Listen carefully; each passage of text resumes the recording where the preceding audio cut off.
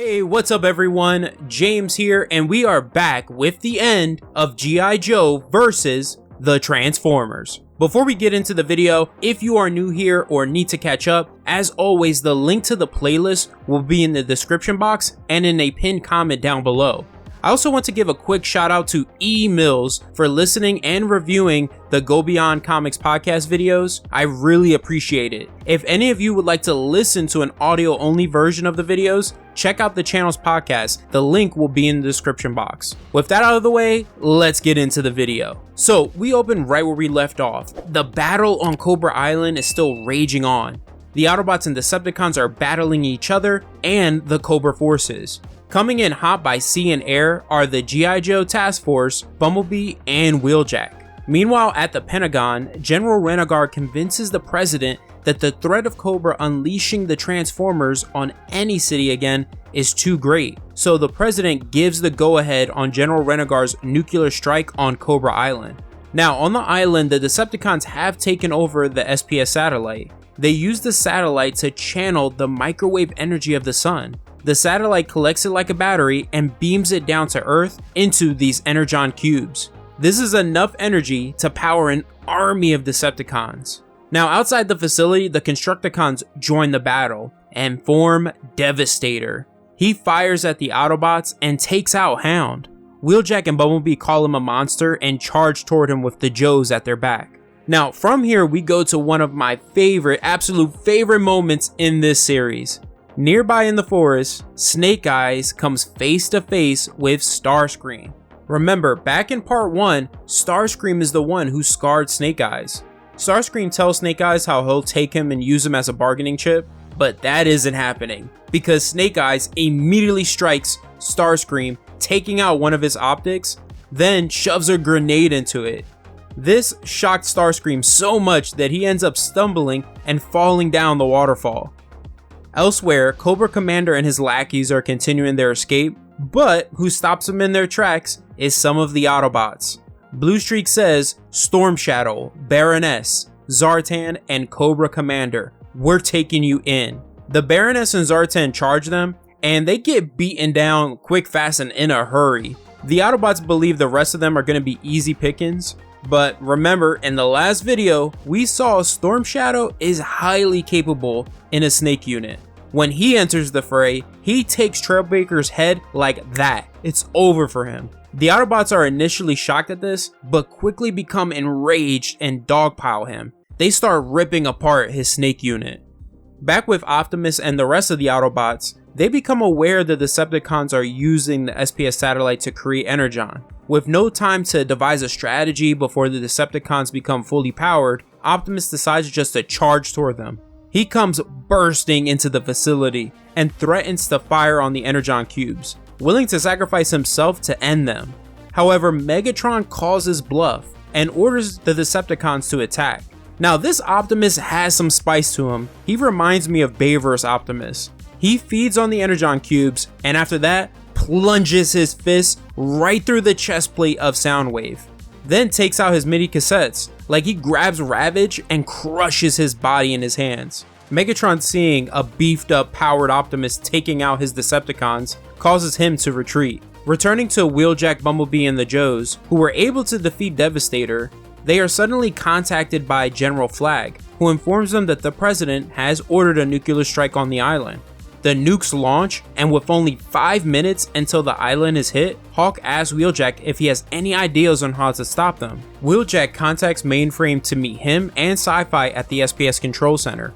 He tells him that if both of them and Sci-Fi put their brains together, they could override the satellite's program and use it to shoot the nukes out of the sky. I don't think I mentioned Sci-Fi before in previous videos. He is the Joe team's laser trooper. The reason why he's included with Wheeljack and Mainframe, who are both the brains of their individual teams, is because he is also very intelligent. His specialty is electrical engineering. They enter the facility, find Dr. Mindbender hiding, and force him to help them override the SPS Control Center. After they override the satellite, out of nowhere an explosion occurs. Breaking into the facility is Storm Shadow, leading a group of Cobra soldiers. Now, how Storm Shadow is here in a snake unit when the Autobots clearly stopped him and seemingly tore apart his snake unit definitely goes unexplained, but that's the nature of comics for you. What's cool here though is he goes head to head with Bumblebee. As the battle is raging on within the facility, Mindbender and Mainframe are able to figure out the nuke's targeting trajectory. They reposition the satellites and successfully destroy the nukes. However, their problems aren't over. A stray energy blast hits the SPS control panel, causing the satellite to fire randomly on their position, raining lethal energy blasts on the island. The first to go from these stray energy blasts are the Seekers. They get blasted out of the sky. Now, as the island is being bombarded by these lethal energy blasts, Cobra Commander, continuing his escape, comes across Starscream's damaged body. Starscream makes him a proposition. If he can remove the grenade from his eye, he'll help him escape. What doesn't make sense here is he says that he's so low on energy that he cannot take out the grenade himself, yet he has enough energy to somehow help Cobra Commander escape. Also, why Snake Eye's grenade didn't go off goes unexplained for those of you who are wondering. Now, as Megatron is making his escape off the island, he finds his path is blocked by the Joes. Megatron whips out his Energon mace and starts bringing the battle to them. Now, let's not forget, everyone on the island is still dealing with a bombardment of lasers coming down. One of the satellite's lasers kills Mercer, who really wasn't important. As Megatron is about to stomp on Duke, another raining laser destroys his hand that contained his Energon mace. The Joes use this opportunity to unleash all their firepower on him, destroying the rest of his arm. Now, who arrives catching up to Megatron is Optimus Prime. Their one-on-one clash begins again. Optimus quickly gains the upper hand and starts beating down Megatron while saying, "All the suffering, all the pain, all the death stops now."